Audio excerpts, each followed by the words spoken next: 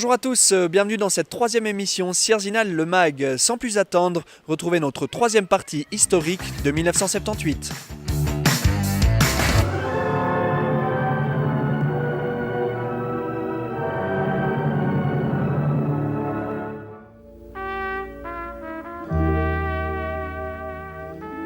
Même parfois des organisateurs camouflés.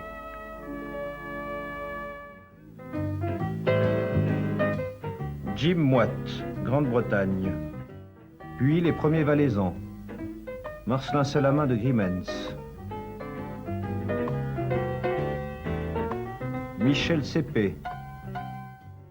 Ici, les participants regroupent leurs dernières forces.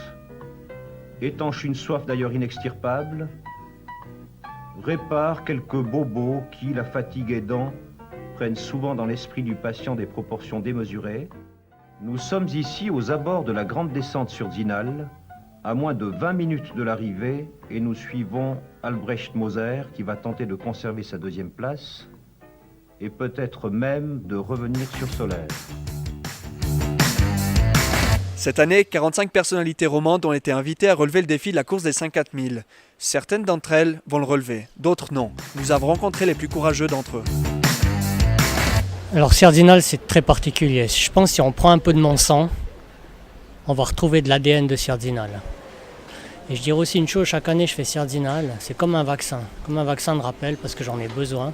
Et c'est ce qui me permet d'affronter tous les aléas de l'année avec cet objectif Sierzinal.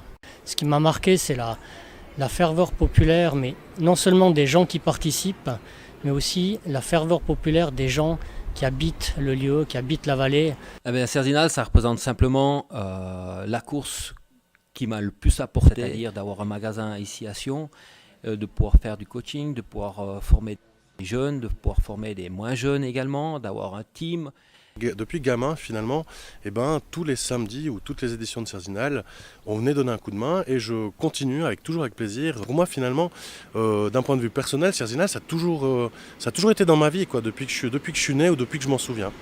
J'ai toujours suivi ça un peu de loin, pas en tant que participant malheureusement. Il l'avait fait il y a quelques années de cela en âge junior. À travers lui, j'ai un peu mieux connu cette course aussi, un peu par les personnes qui ont marqué, que ce soit Monsieur Pont par le passé, et maintenant avec un ami mon frère qui est directeur de la course, des gens que j'apprécie beaucoup. Un sacré défi, un peu d'appréhension, mais beaucoup de plaisir surtout à y participer. Et ce parcours de Sierzinal, tu le connais bien, notamment tu as fait beaucoup de camps d'entraînement en altitude à Champ-d'Olin. Bah oui, Champ-d'Olin je connais bien, d'innombrables camps d'entraînement, le Val d'Anivier j'adore. Et puis j'ai toujours voulu participer à Sierzinal, d'autant après ma carrière, mais chaque fois qu'il fallait un peu m'entraîner, j'ai renoncé. Alors là c'était vraiment l'occasion maintenant d'accepter ce défi. Chaque année de plus que j'ai sur le dos, elle me parle un peu plus. C'est de se faire plaisir, c'est le partage avec les populaires. Rien que de la faire, c'est déjà un joli job en tant que tel, quoi. Une course que personnellement je porte dans mon cœur depuis toujours, même avant de l'avoir gagnée. Je l'ai toujours fait pour le cœur, pour une performance personnelle, mais jamais pour un chrono. Mais c'est sûr que le chrono en tant que compétiteur, je le regarde aussi quand même. Un invité de dernière minute vient d'être annoncé. Il s'agit de Bouki. Ce nom vous dit-il quelque chose? Voyez plutôt.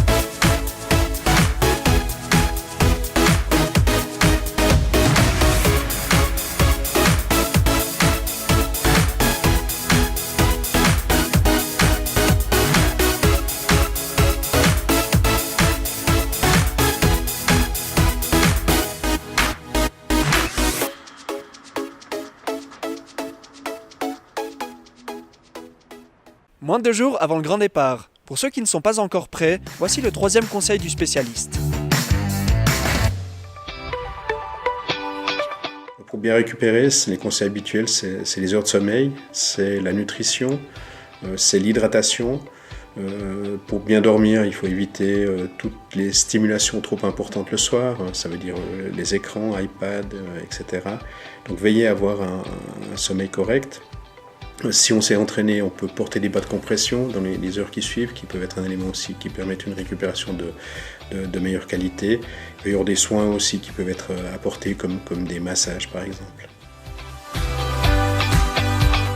Alors elle dépend de ses capacités. Je pense que ça vaut la peine d'avoir reconnu le parcours, de savoir où sont les difficultés, ce qui nous attend pour la suite du parcours.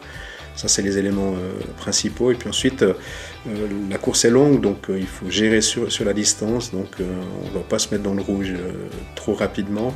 Et ça, c'est vraiment l'entraînement sur longue distance qui permet de le gérer.